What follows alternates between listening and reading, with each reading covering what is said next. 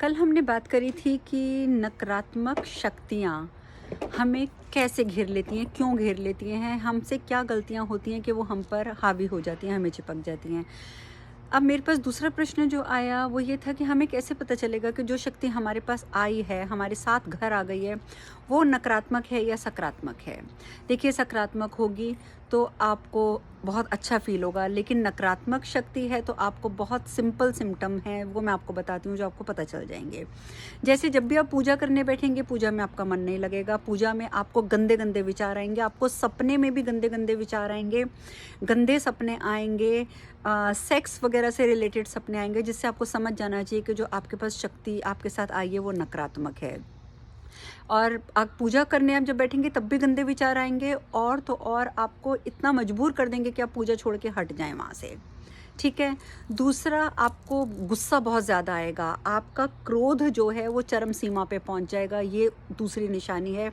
आप ना चाहते हुए भी अपने क्रोध को कंट्रोल में नहीं कर पाएँगे।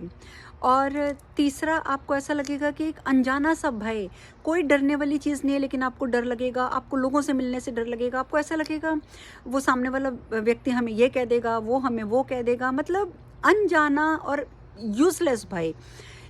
वहाँ पर आपको इतनी सी भी कोई चीज़ जहाँ होने की संभावना नहीं है, आपको वहाँ पर भी भय का एहसास होगा। वो क्यों होता है? क्योंकि जब नकारात्मक शक्ति होती है हमारे आस-पास तो हमारी प्राण शक्ति कमज़ोर हो जाती है।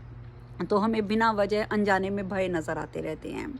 और इसके अलावा और जो कारण है और जो निशानी है वो ये है कि आपको डरावने सपने आएँगे रात को। जितने भी सपने आएँगे डरावने आएँगे।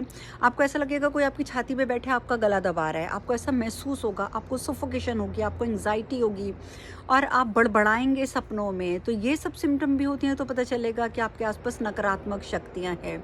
आपको अजीब-सी गंदी-सी स्मेल उठते-बैठते आ जाएगी, कभी भी आ जाएगी, कमरे बंद और कहीं से बदबू का भभक्का उठ के आ जाएगा। तो एक ये भी पहचान है।